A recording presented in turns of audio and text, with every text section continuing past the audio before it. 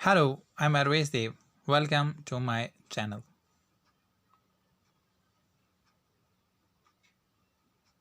Please subscribe my channel, comment and share the video.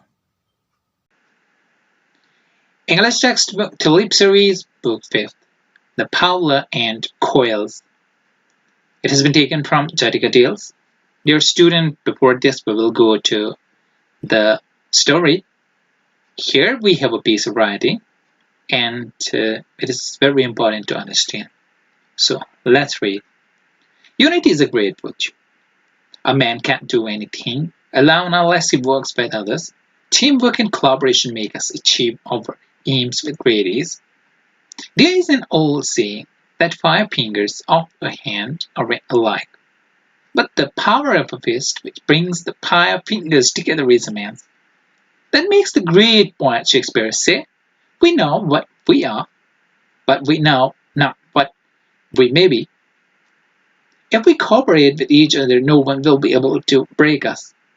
If we quarrel among ourselves, our enemies will take advantage of this and defeat us. Read out the story and find out if the following statement by Mother Teresa is true or false. I can do things you can't. You can do things I can't. Together we can do great things. Now let's understand the Urdu version of this piece of writing. अब यहाँ पे Fowler क्या होता है और quail क्या होती है, इनकी जानकारी देना भी काफी जरूरी है स्टूडेंट्स। फाउलर बोलते हैं फाउलर, फाउलर बोलते हैं जो चिड़िया मारता है, और क्वेल छोटी सी चिड़िया होती है, राइट। तो यहाँ पे यकजाति की बात की गई है, एकता की बात की गई है, राइट। सो कहता है यकजाति या एकता जो है बहुत बड़ी नेकी है, बहुत बड़ा गुण है, जिसको हिंदी में कह सकते हैं, राइट। एक आदमी कुछ कर ही नहीं सकता है जब तक ना वो दूसरे के साथ काम करे। टीम वर्क, कोलैबोरेशन हमें इस काबिल बनाता है कि हमें बड़ी आसानी के साथ अपना मकसद हासिल होता है। एक पुरानी कहावत है, this is an old saying का मतलब है, एक पुरानी कहावत है कि हाथ की उंगलियां बराबर नहीं होती है, लेकिन जो मुट्ठी है वो उस काबिल बनाती है, उनको उस काबिल बनाती है कि उनको इकट्ठा काम करने के लिए इस्तेमाल करती है। और इसका ये मतलब है कि मुट्ठी बहुत बड़ी है, यानी कि टुगेदर वो बहुत बड़ी हो जाती है, अमेंस हो जाती है, मीन्स बहुत बड़ा। न्यू वर्ड हो सकता है आपके लिए, अमेंस का मतलब तो अजीम, बहुत बड़ा, राइट। तो इस तरह से शेक्सपियर ने भी कहा है कि हम जानते हैं हम क्या हैं, हम ये नहीं जानते हैं कि हम क्या हो सकते हैं। अगर हम एक दूसरे के साथ कोऑपरेट करें, कोई भी हमें तोड़ नहीं सकता है। लेकिन अगर हम एक दूसरे के साथ झगड़ा करें, हमारे जो दुश्मन है वो इसका फायदा उठाकर हमें शिकस्त देते हैं। स्टोरी को पढ़िए, मालूम कीजिए जो नीचे स्टेटमेंट दी गई है मदर टेरेसा की, वो क्या सही है या गलत है। मैं कर सकता हूं, तुम नहीं कर सकते हो। तुम कर सकते हो, मैं नहीं कर सकता हूं। इकट्ठे हम बहुत बड़ा कुछ कर सकते हैं, right. So dear student, let's read the story. Once upon a time, there lived a coils in a forest at the head of many thousands of coils. A Pavla who caught coils came to that place. He used to imitate the notes of a coil till the birds had been drawn together. He flung his net over them and whipped the sides of the net together, so as to get them all huddled up in a heap. Then he crammed them into his basket and sold his prey for a living before going home. एक दफा का जिक्र है। Once upon a time means एक दफा का जिक्र है। There lived a quail in forest means कि जंगल में एक चिड़िया रहती थी। At the head of many thousand of coils, तो वो बहुत हजार कोयलों की या चिड़ियों की सरदार थी। हेड का मतलब होता है सरदार, मीन्स बड़ा, leader. At the head of many का मतलब होता है यहाँ पे लीडर, बहुत सारों की लीडर, राइट, थी वो। अ Fowler who caught quails came to that place.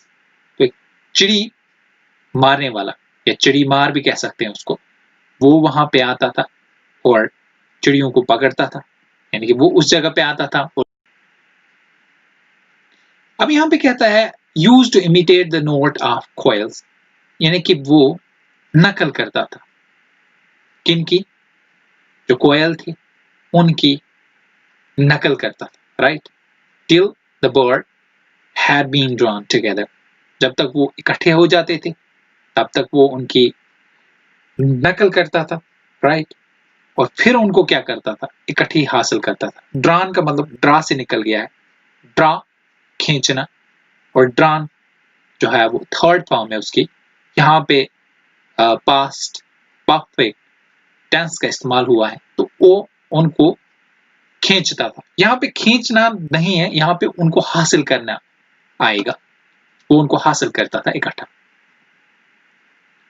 वो अपने जाल को उड़ाता था उन पर और फिर उसको जो है वो खींचता था। विप का मतलब होता है कोड़े मारना, लेकिन यहाँ पे आ जाएगा खींचना। वो एक तरफ से उनको यानी कि कोने से पकड़ के उसको खींचता था एक साइड से, यानी कि नेट का इकट्ठा। तो वो सारे उसमें क्या हो जाते थे? खोडल, यानी हुजूम जमा हो जाती थी उस ढेर में। खोडल का मतलब होता है जमा हो जाना, इकट्ठा हो जाना।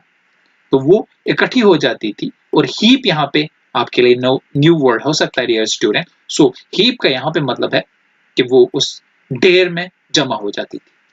देन ही क्रैम्ड, यहाँ पे न्यू वर्ड है आपके लिए क्रैम्ड। तो क्रैम्ड का क्या मतलब है? क्रैम्ड का मतलब होता है उसमें डालना। किसमें डालना? इकट्ठे जमा करना, या इसको आप ऐसे बोल सकते हैं ठूंसना भी।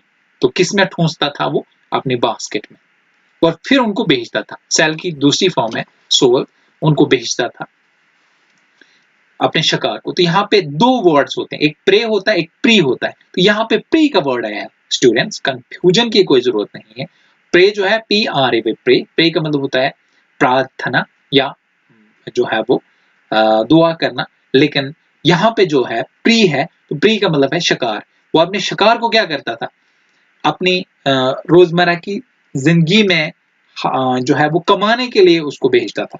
और इससे पहले वो घर जाता, वो उस शिकार को भेजता था और वहां से पैसे कमाता था। For living, for a living, यहाँ पे फॉर लिविंग मीन्स दो मतलब आ सकते हैं। लिविंग मीन्स कमाने के लिए भी वो उनको जो है भेजता था, और लिविंग मीन्स यहाँ पे जिंदा रहने के लिए भी वो उनको भेजता था, राइट? तो यहाँ पे आगे बोलता है, one day the leader quail said to other quails, this Pavla is creating havoc among our kinsfolk. I have a device whereby he will be unable to catch us. Henceforth, the very moment he throws his net over you, let each one of you put his hat through a net, and then all of you together must fly away with the net to such a place as you please, and there let it down on the thorn break. This done, we will all escape from our several meshes. Very good, said they all in agreement. तो इनमें से एक जो leader quail थी, या इसको leader जो है वो चिड़िया भी कह सकते हैं, वो दूसरे क्वेल्स को बोलती है। ये जो चिड़ी मारने वाला आता है, ये हमारे बीच में बहुत बड़ी तबाही करता है। यहाँ पे वर्ड है हॉविक, HAVOC। तो यहाँ पे इस वर्ड को हम हॉविक बोलते हैं। क्या बोलते हैं? हॉविक, हॉविक, हॉविक, राइट? इसकी प्रोनाउंसिएशन आपको पता चल गई होगी स्टूडेंट, आपके लिए न्यू वर्ड है ये। तो दूसरा वर्ड है यहाँ पे किन्सफॉक। किन्सफॉक का मतलब होता है हमारे करीबी रिश्तेदार। तो वो हमारे करीबी रिश्तेदारों के बीच में आता है और तबाही मचाता है और फिर उनको ले भी जाता है।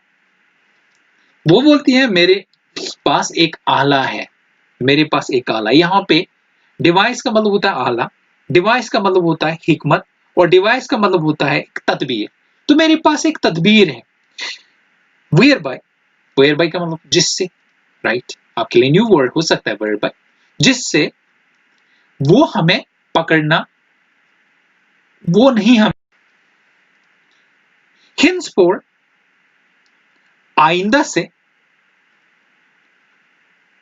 जब वो हम पे जाल फेंकता है, या ऐसे बोला उसने, जब वो तुम पे जाल फेंकता है तो हर एक को आप में से, उसमें से, नेट के ऊपर से अपना सर निकालना होगा और फिर तुमको इकट्ठे उड़ना होगा बहुत दूर उस नेट के साथ, उस जगह पे जहां पे आप चाहते हो, और फिर उसके बाद उसको नीचे डालना होगा झाड़ियों पे, कांटेदार झाड़ियों पे। ये हो जाता है और हम सब बच जाएंगे हमारे इस बहुत सारे जाल से। बहुत अच्छा, सारों ने एक एग्रीमेंट में कहा या रजामंदी का इजहार करते हुए कहा।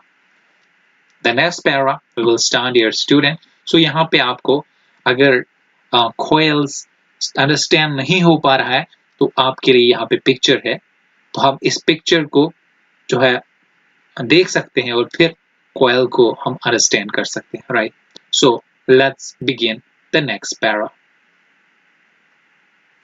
On the morrow, when the nest was cast over them, they did just as leader Coil had told them. They lifted up the net, let it down on a thorn brake, escaping from underneath. While the Paul was still disentangling his net, evening came on, and he went away empty-handed.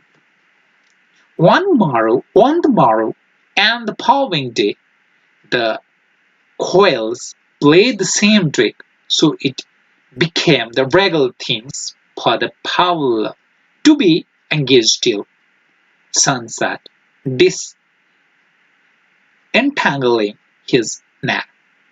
And then he went home empty-handed. His wife grew grey and said, "Day by day you return empty-handed. I suppose you have got a second establishment to keep up elsewhere?"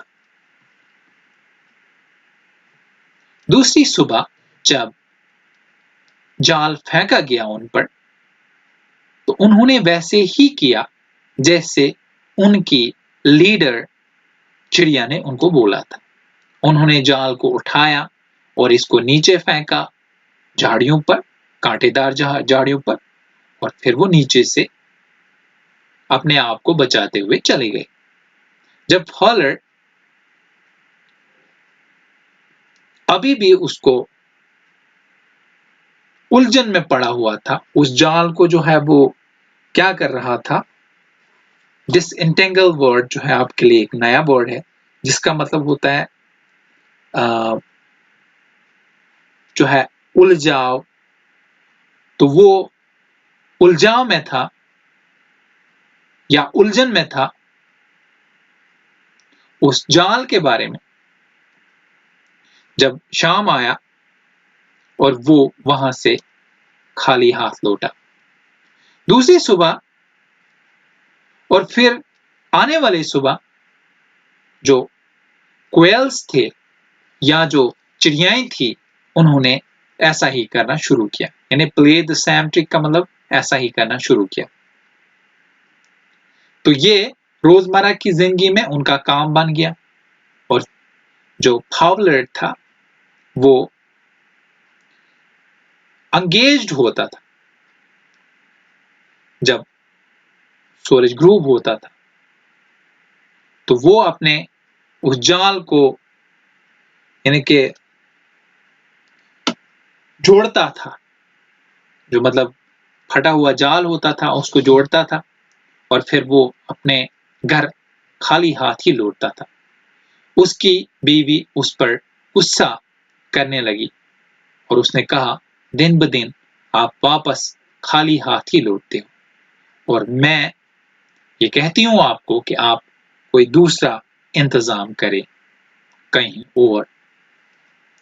The next para. No, my dear, said the Powler. I have no second establishment to keep up. The fact is, those uh, coils have come to work together now. The moment my net is over them, off they fly with it and escape leaving it on a thorn break. But they wouldn't live in a unity always. Don't you bother yourself. As soon as they start bickering among themselves, I shall beg the Lord, and that will bring a smile to your face. अब Fowler कहता है, चिड़िया मारने वाला कहता है, नहीं मेरी प्यारी, मैं दूसरा कोई इंतजाम नहीं करता हूं. हकीकत यह है कि आजकल वो साथ में काम कर रही है, या चिड़िया आजकल साथ में काम करती है. जब मैं उन पे जाल फेंकता हूं, वो जाल को उठाती हैं इसके साथ और अपने आप को बचाकर चली जाती है और इसको जो है झाड़ियों पे डालती है. लेकिन वो इकट्ठी हमेशा नहीं रह सकती या नहीं रहेंगी. आप अपने आप को तंग मत करो. जो ही वो लड़ाई करना अपने दरमियान में शुरू करेंगे, खुद मैं बैग भर के लाऊंगा और वो आपके लिए एक मुस्कुराहट होगी आपके चेहरे के लिए. तो यहाँ पे न्यू वर्ड आया, बिकरिंग. बिकरिंग का क्या मतलब है? लड़ाई करना.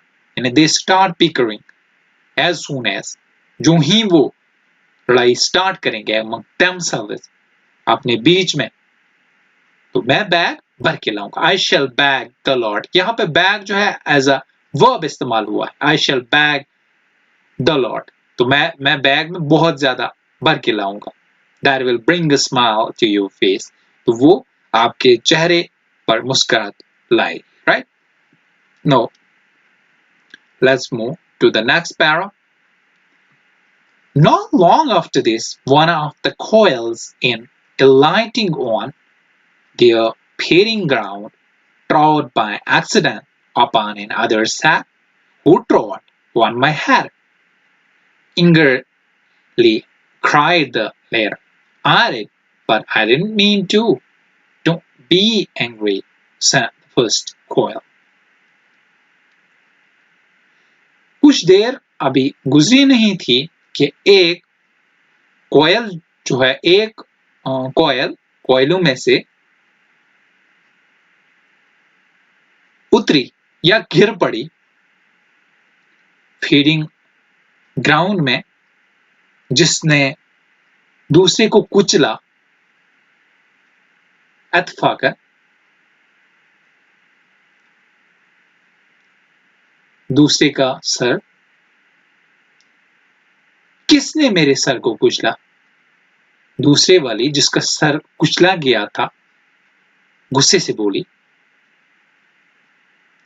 मैंने किया, लेकिन मेरा ये मतलब नहीं था, मैं ये करना नहीं चाहता था. गुस्सा मत करो, पहली वाली चिड़िया ने कहा. But not, next para, but notwithstanding this answer, the other remained as angry as before. Continuing to answer one another, they began to brandy taunts, saying, I suppose it is you single-headed who lift up the net. As they wrangled thus with one another, the leader coil said, there is no safety with one who is quarrelsome. The time has come when they will no longer lift up the net, and therefore they will come to the great destruction. The Powler will get his opportunity. I can't stay here no longer. And thereupon he with his followers went elsewhere. रुकावट के बावजूद या notwithstanding का मतलब होगा रुकावट के बावजूद, ताहम, बहरहाल, अगरचे। notwithstanding का मतलब ताहम इस यानी कि जो ये जवाब था जो उसने दिया, लेकिन जो दूसरी थी जिसका सर कुचला गया था वो काफी गुस्से में थी पहले से ज्यादा। वो उसको जवाब देती गई, यानी उसका जवाब जो है वो जारी रहा एक दूसरे का, या वो एक दूसरे के साथ बहसो मुबाहिसा करने लगे। और उन्होंने क्या किया, इधर उधर फेंकना शुरू कर दिया एक दूसरे को ताना देते हुए। यहाँ टॉन्ट का मतलब होता है ताना देना, फेंकते हुए ताना देना। हाँ, तुम ही हो जो इसको उठाते हो, या ऐसे इस टाइप के। तो यहाँ पे दिया हुआ है, जैसे कि उसने बोला I suppose it is you single-handed who lift up the net. हाँ, ये तुम हो, सिर्फ तुम ही जाल को उठाती हो, राइट। जो ही उन्होंने लड़ना शुरू कर दिया एक दूसरे के साथ, जो लीडर कोयल थी या जो चिड़िया थी, उसने कहा यहाँ पे कोई भी अब महफूजगी नहीं है, यहाँ अब कोई भी महफूज नहीं रह सकता है उनके साथ जो झगड़ालू। quarrelsome का मतलब होता है झगड़ालू, right. It would be the new word, dear student, for you. Time अब आ चुका है जब वो अब लेफ्ट को, सॉरी, अब जाल को जो है वो लेफ्ट नहीं कर सकते हैं, राइट। इसलिए वो अब बहुत बड़ा नुकसान में पड़ सकते हैं, या उनको बहुत बड़ा नुकसान आएगा। फाउलर उसको चांस मिलेगा, मैं यहाँ पे रह नहीं सकता हूं बहुत देर, इसलिए मैं यहां से चला जाता हूं अपने। वो वहां से चला जाता है, मीन्स जो कोयल होता है, लीडर कोयल, वो वहां से चला जाता है अपने पैरोकारों के साथ किसी और जगह। Let's start the next paragraph. Sure enough, the traveler came back again a few days later, and the first collecting them together by imitating the note of a coil, flung his net over them. Then said one coil, they say when you were at work lifting the net, the hair of your head fell off. Now is your time. Lift away. The other rejoined, when you were lifting the net, they say both your wings molted. Now is your time. Lift away.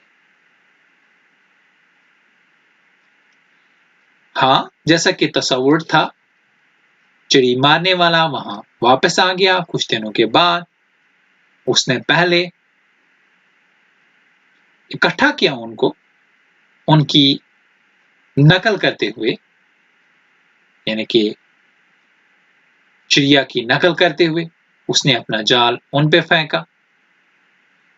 तब एक चिड़िया ने कहा, उन्होंने कहा था, या एक चिड़िया ने कहा, वो कहते थे, या एक चिड़िया ने कहा, वो कहते हैं, जब आप काम पर हो तो आप नेट को लिफ्ट करो, तो उस वक्त आपके सर जो है नीचे गिर जाते हैं। अब ये आपका वक्त है, इसको उड़ाओ। दूसरे ने भी उसका साथ दिया, उसके साथ जुड़ गई।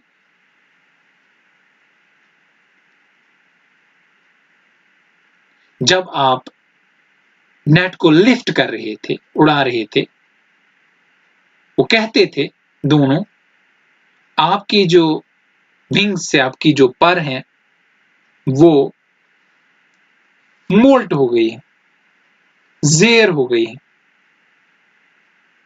वो परशार हो गई है। अब आपका वक़्त है, इसको उठाओ। Realized they were each inviting the other to lift the net. The Pavla himself lifted the net for them and crammed them in a heap into his basket, bore them off home, which made his wife happy. जब वो ये मुशवरा कर रहे थे, एक दूसरे को इजाजतें दे रहे थे, एक दूसरे को वो जो है दावतें दे रहे थे कि इसको उठाओ, तब फावलर खुद आ गया, उसने नेट को उठाया और उनको जो है जमा किया बहुत बड़ी ढेर में, फिर बास्केट में डाला या टोकरी में डाला और बोर्ड देम ऑफ होम, और उनको जो है यानी कि घर लेके गया।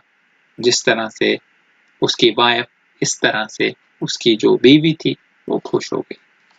That's all about the lesson. So, dear student, we have here new words.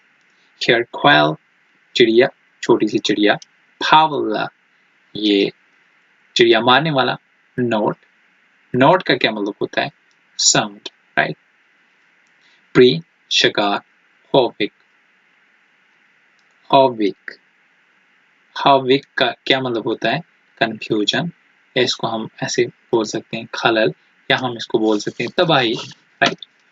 Device, आला, थॉर्न ब्रेक, कांटेदार झाड़ियां, अंडरनीथ, नीचे से, डिसेंटेंगल, डिसेंटेंगल का मतलब होता है उलझाव, बीकर का मतलब होता है लड़ाई करना, बैक का मतलब इल्तिजा, इलाइट, इलाइट का मतलब होता है झगड़ा करना, उतरना, सॉरी, इलाइट का मतलब होता है उतरना, और फिर ट्रॉड का मतलब होता है कुचलना, और ब्रांड डी का मतलब होता है ये आगे पीछे फेंकना, इधर उधर की फेंकना, और फिर रेंगल का मतलब होता है झगड़ा, मोल्ट का मतलब होता है ये, इसको ऐसे बोल सकते हैं मोल्ट को कि मोल्ट को हम जो है वो क्या बोल सकते हैं कि मतलब उनकी जो परें थी वो क्या थी, वो जो है परशार थी, राइट? क्रीज करना, ऐसे भी बोल सकते हैं इसको, और रियलिस्ट का मतलब होता है while, period of time, right?